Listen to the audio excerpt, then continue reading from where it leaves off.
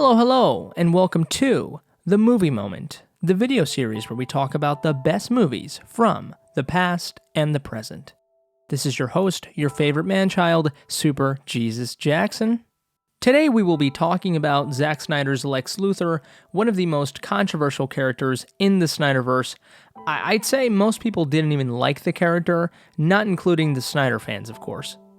Before we do begin though, please make sure to hit that notification bell so you can get notified whenever I upload, and subscribe to the channel if you enjoy this content. Alright, let's begin. So, Jesse Eisenberg was this universe's Lex Luthor, as introduced in Batman v Superman. Or was he? You know, we all tend to forget one vital piece of information. This was information leaked a year before the movie's release. Jesse Eisenberg's Lex Luthor is actually Alexander Joseph Luthor Jr. You know, it was almost as if Snyder casted Eisenberg as the son of Luthor as a failsafe, in case people didn't like the portrayal of the character, which is what mostly happened, I would say, at least in the mainstream. Snyder actually wanted Jesse for another character in the movie, a character we don't know about, but upon seeing Jesse's acting and his read of the script, he and his wife Deborah were like, you know what, let's make this guy Lex Luthor Jr. And god damn it, I give them so much props for this. You know why? Because fucking finally we have a Lex Luthor that doesn't care about real estate, about land. We have a Lex Luthor that actually hates Superman due to philosophical reasons. I've always thought to myself, Lex Luthor is a much more compelling villain than even Joker, if done right. Lex Luthor is human ego at its most developed, intellectual, and nefarious form. But not only do I give Snyder props for wanting to provide us with a different Luthor this time around, but he went with an actor that is physically the complete opposite of the Luthor from the comics.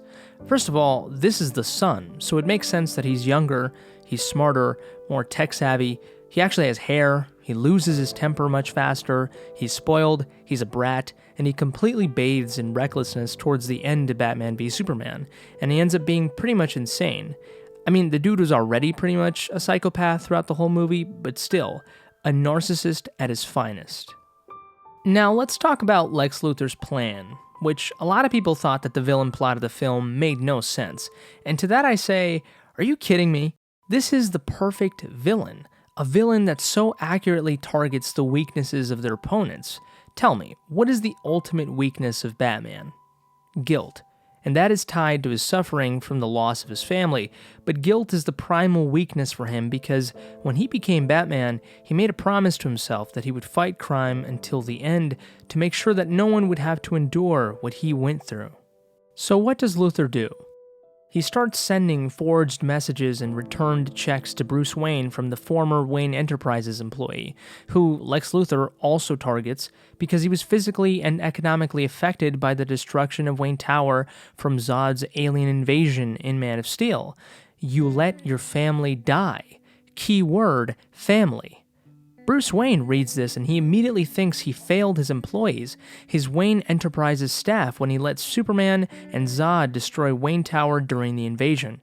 Along with seeing the destruction at the Capitol, the media controversy with Superman, Bruce's own disillusion with crime fighting, cough cough, death of Jason Todd, Bruce is absolutely done and ready to take matters into his own hands. He starts branding criminals and being much more savage, and he ultimately decides to go after Superman. And Lex Luthor knows all of this built-up rage in Batman. He just gave it a little push. Now to Superman.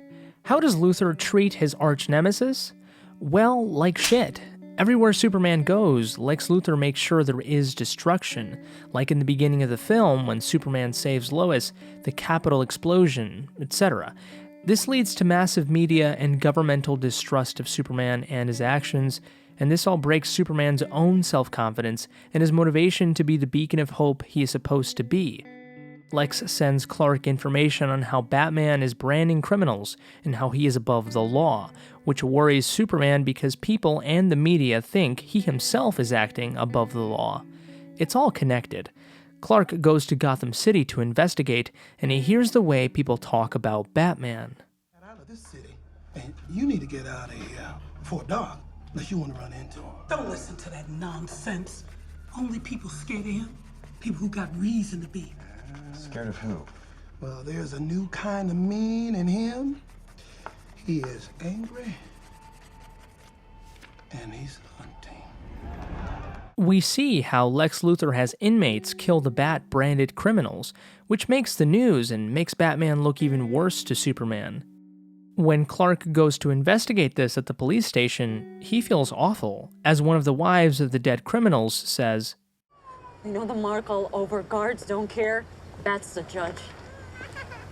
One man decides who lives. How is that justice? Talk to me. Help me change it. With what? Your pen? A man like that, words don't stop it. You know what stops him? A fist. She tells Clark the only way to stop a man like Batman is with a fist. So we see the beginnings of how Luthor is pitting Superman against Batman. And of course, the biggest thing that Luthor does to Superman, besides find kryptonite that he knew or maybe not knew that Batman would steal, and besides creating Doomsday to effectively murder Superman, he kidnaps his mother. In the words of Luthor himself, every boy's special lady is his mother. Oh, and let's not forget he throws Lois off a building too, which is genius because he knew Superman would go to save her, and that way he can tell Superman the good news. The good news being, of course, that he needs to kill Batman in order to save his mother. And that alone is the ultimate destination to Superman's ideological deconstruction. That is what Luthor wants, right? Luthor's biggest reason in going against Superman is, you can't be all good and all-powerful. Something has to give, or it's one or the other. Lex Luthor's ego cannot stand to see someone so powerful, yet so wholesome and good-intentioned. Why? Because he himself is incapable of that, and perhaps most importantly, the biggest role model of a young boy, his father, was incapable of that. No man in the sky intervened when I was a boy to deliver me from Daddy's fist and abominations. Yes, Lex Luthor's dad was an asshole to him. One of the greatest Luthor/Superman comics is Luthor by Brian Azzarello. In here, Lex Luthor detests Superman because Superman is the end of human advancement to him. Once he exists, humanity is set aside almost. They are not as important, which is brilliant and is hinted at with Neil deGrasse Tyson's quote in BVS. We're talking about a being whose very existence challenges our own sense of priority in the universe.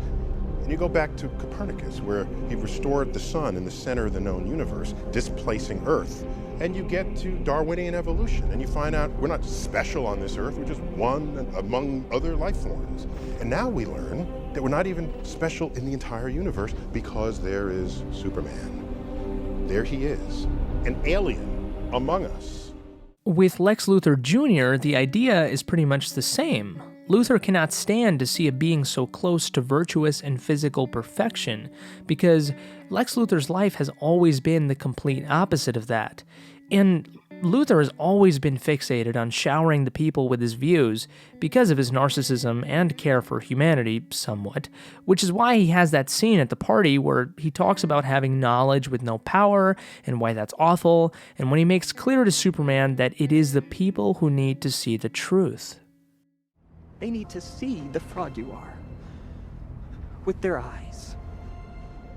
The blood on your hands. Lex Luthor not only damaged Superman physically and psychologically, and not only did he accelerate Batman's downfall, but he used everything at his disposal to pit the two heroes against each other. Superman and Batman's deconstruction isn't because of Snyder's incessant desire for edginess or darkness. It was Luthor's manipulation of the world around them. The fact that Luthor manipulated events so that these great heroes fell from grace and then fought each other is a villain at his finest. This is a villain that was always one step ahead, for the most part, until, guess what? The heroes believed in themselves again. And there was evolution even for his character from a villain perspective, because we see him in the end become even more unhinged and donning the signature bald head. I just love this iteration of Lex Luthor, which is kind of an amalgamation of all Luthors. He can be boisterous and pompous like Spacey and Hackman, he can kind of look like the Luthor from Secret Origin, and be as philosophically interesting and smart as in Lex Luthor Man of Steel and All-Star Superman. The dialogue given to Eisenberg by Chris Terrio and David S. Goyer is absolutely amazing. Luthor speaks in metaphors pretty much like the entire time, and that's brilliant, because that's the way a genius madman would talk. It feels like this is ripped right out of a comic book, and at the same time from a psychological thriller. I mean, Jesse Eisenberg is a man of culture and philosophy. He wouldn't just take this role for nothing. It spoke to him.